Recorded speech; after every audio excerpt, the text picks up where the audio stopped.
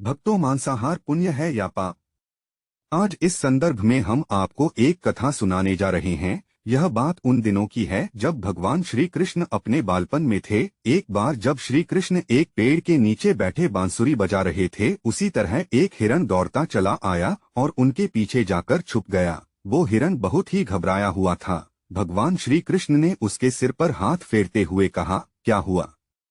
तुम क्यों छुप रहे हो? उसका पीछा करते हुए एक शिकारी भी वहां आ पहुंचा और बोला, यह मेरा शिकार है, इसे मुझे दे दो, इस पर मेरा अधिकार है। तब भगवान श्री कृष्ण बोले, हर जीवित जीव पर उसका खुद का अधिकार होता है, न कि किसी का। तब वह शिकारी क्रोध में बोला, यह मेरा शिकार है, इसे मैं पकाकर खाऊंगा। तब भगवान श्री कृष्ण बोले, किसी भी जीव को मारकर खाना पाप की श्रेणी में आता है। क्या तुम पाप के भागी बनना चाहते हो? मांसाहार पुण्य है या पाप? क्या तुम धर्म को नहीं जानते? तब वह शिकारी बोला, मैं तुम्हारे जितना शिक्षित तो नहीं कि यह जानूं कि मांसाहार पुण्य है या पाप, पर मैं यह जानता हूं कि जीव को मारकर खाना, इसमें कोई हर्ज नहीं। मांसाहार से तो एक तो वह जीव को जीव बंधन से मुक्त कर रहा है, फिर क्यों मांसाहार से मना किया जाता है? मांसाहारी होने को क्यों नहीं कहा जाता? वैसे भी मैं इसको मारकर नीच योनि से मुक्ति दिलाकर पुण्य ही कमा रहा हूँ, फिर इस पर पाबंदी क्यों? इसे तो प्रोत्साहित करना चाहिए। जहाँ तक मैंने सुना है, जीव हत्या तो शास्त्रों में भी बताया गया है। राजा लोग शिकार किया करते थे। ऐसे तमाम तर्क देते हुए श्री कृष्ण से पूछा कि फिर क्यों ये मांसाहार गलत है और पाप की श्रेणी में आता है? आप ही बताइए, मांसाहार पुण्य है या पाप? भगवान श्री कृष्ण समझ गए कि इसकी बुद्धि मांस खाने के कारण तामसिक हो गई है और उसने सोचने और समझने की बुद्धि भी खो दी है। फिर भगवान श्री कृष्ण बोले, इस अंतहीन विषय पर पहले मैं कोई राय नहीं दूंगा। मेरी इस छोटी सी कथा सुनने के बाद तुम ही उत्तर देना कि मांसाहार पुण्य है या पाप, और तुम्हें मांस खाना है या नहीं। वह शिकारी सोचने लगा कि इसमें मेरा तो कोई घाटा नहीं है, इस कथा को मैं सुन ही लेता हूँ, मेरा मनोरंजन भी हो जाएगा और बाद में मुझे इसका मांस भी मिल जाएगा। तो भगवान श्री कृष्ण ने अपनी कथा आरंभ की। एक बार मगध में खाद्य संकट खड़ा हो गया तो अन्न का उत्पादन कम रहा। राजा को चिंता हुई कि यदि इस समस्या का शीघ्र निदान नहीं किया गया तो संरक्षित अनाज कोष भी खत्म हो जाएगा और संकट भीषण हो जाएगा।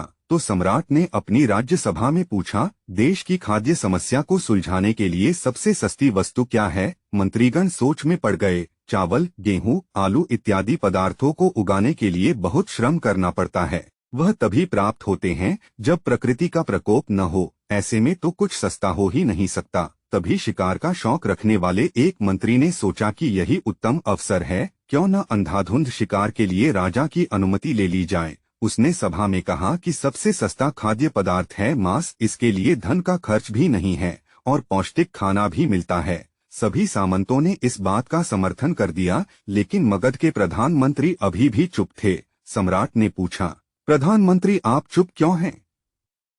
आपने कोई अनुमोदन नहीं किया, आपका क्या मत है? प्रधानमंत्री ने कहा, मैं यह नहीं मानता कि यह कथन सही है कि मांस सबसे सस्ता पदार्थ है, फिर भी इस विषय पर मैं अपने विचार आपके सामने कल रखूंगा। प्रधानमंत्री उसी रात मांसाहार का प्रस्ताव रखने वाले सामंत के घर पहुंचे। सामंत ने इतनी देर रात प्रधानमंत्री को अपने घर आया देखा तो वह घबरा गया। किसी अनिष्ट की आशंका से वह कांप गया। प्रधानमंत्री ने कहा, संध्या को महाराज बीमार हो गए, उनकी हालत बहुत ही खराब है। राज वैद्य ने कहा है कि किसी शक्तिशाली देह का 2 तोला मांस मिल जाए तो राजा के प्राण बचाए जा सकते हैं। आप महाराज के सबसे विश्वास पात्र हैं, इसीलिए आपसे योग्य कौन होगा? इसके लिए आप जो भी मूल्य लेना चाहें ले सकते हैं।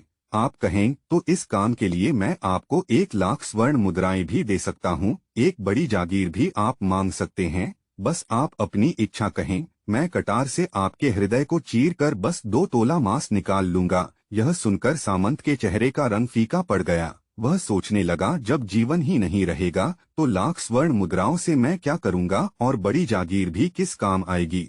वह झटपट अंदर भागा और अपनी तिजोरी से 1 लाख स्वर्ण मुद्राएं लेकर आया। मुद्राएं देकर उसने प्रधानमंत्री के पैर पकड़ लिए और गिड़गिड़ाते हुए बोला, श्रीमंत, मैं आपकी 1 लाख मुद्राओं में अपनी 1 लाख मुद्रा और मिलाता हूँ। इस पैसे से आप किसी और सामंत के हृदय का मांस खरीद ले, किंतु मुझे जाने दे, यह बात किसी और को पता न चले। मैं आपसे आग्रह करता हूँ। प्रधानमंत्री जी यह सब समझ चुके थे, वह उसे थोड़ी और मानसिक पीड़ा देना चाहते थे।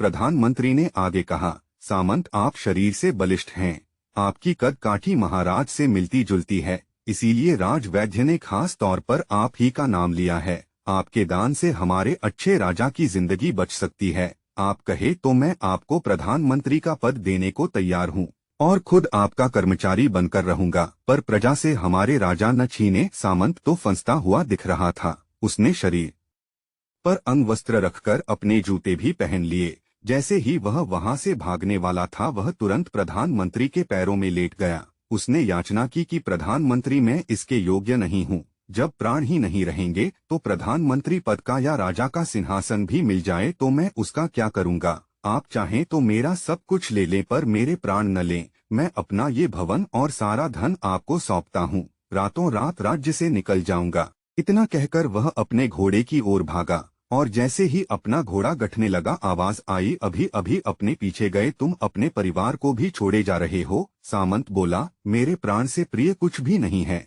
जब जीवन ही न रहेगा तो कुटुंब का क्या करूंगा। जीवन रहा तो ऐसे ही सुखी रह लूंगा। इतना कहकर घोड़े पर छलांग लगाकर बैठ भी गया। वह अभी चलने को ही था कि प्रधानमंत्री ने घोड़े की साख पकड़ ली। वह सामंत से बोला, भागने की जरूरत नहीं है, आप आराम से घर पर ही रहो, मैं किसी और का प्रयास करता हूँ। यह कहकर प्रधानमंत्री वहां से चले गए। प्रधानमंत्री के वहां से जाने पर सामंत के अंदर कुछ जान तो आई, परंतु बेचैनी बनी रही। उसकी नींद खराब हो चुकी थी। मुद्राएं लेकर प्रधानमंत्री बारी बारी से सभी सामंतों के घर पहुंचे और सभी से राजा के लिए हृदय का 2 तोला मांस मांगा, परंतु कोई भी राजी न हुआ। सबने अपने बचाव के लिए प्रधानमंत्री को 1,00,000 और 5,00,000 मुद्राएं तक दे दी। इस प्रकार प्रधानमंत्री ने एक ही रात में करोड़ों स्वर्ण मुद्राएं जमा कर ली, फिर सुबह होने से पहले ही अपने महल में पहुंच गया। अगले ही दिन राजसभा में सभी सामंत समय से पहले ही पहुंच गए। सभी यह जानना चाहते थे कि राजा स्वस्थ है कि नहीं, लेकिन कोई भी किसी से भेद नहीं खोलता था। सबको राजवैद्य की तलाश थी, उनसे ही उन्हें कुछ सूचना मिल सकती थी। प्रधानमंत्री ने सैनिकों को आज्ञा दे रखी थी कि जब तक महाराज राजसभा में न आए, किसी भी सामंत को भी महल से बाहर जाने की आज्ञा नहीं है। राजा सभा में अपनी चिर परिचित गति में आए और अपने सिंहासन पर आकर बैठे। सभी सामंतों ने देखा, कहीं से भी राजा उन्हें अस्वस्थ नहीं लगे, उन्हें तो कुछ हुआ ही न था।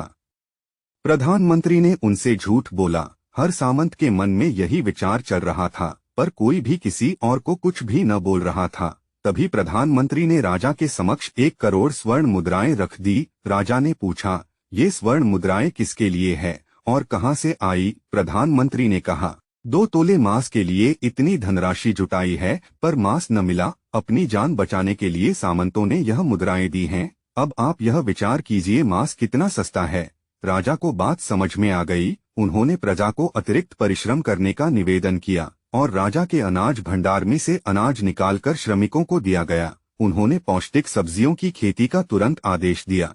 वह 1 करोड़ स्वर्ण मुद्राएं इसी कार्य के लिए और श्रमिकों के कल्याण के लिए खर्च की गई। ऐसे साग सब्जी तेजी से उगी, जिससे प्रजा का कल्याण भी हुआ और पौष्टिकता भी मिली। कुछ समय बाद मौसम अनुकूल हुआ और खेती लहलहाने लगी। इस प्रकार राज्य से खाद्य संकट दूर हुआ। तो मित्रों, जीवन का यह मूल्य भगवान श्री कृष्ण हमें इस कथा के जरिए समझाना चाहते हैं कि हम यह न भूले कि जिस तरह हमें अपनी जान प्यारी है, उसी तरह सभी जीवों को अपनी जान प्रिय होती है। अपने दिल से जानिए पराये दिल का हाल। यदि संसार के संबंधों से मुक्त करने का तर्क सही है, यदि जीव हत्या जीव को संसार बंधन से मुक्त करने का तरीका है, तो अत्याचारी द्वारा किया गया नरसंहार भी मान्य है।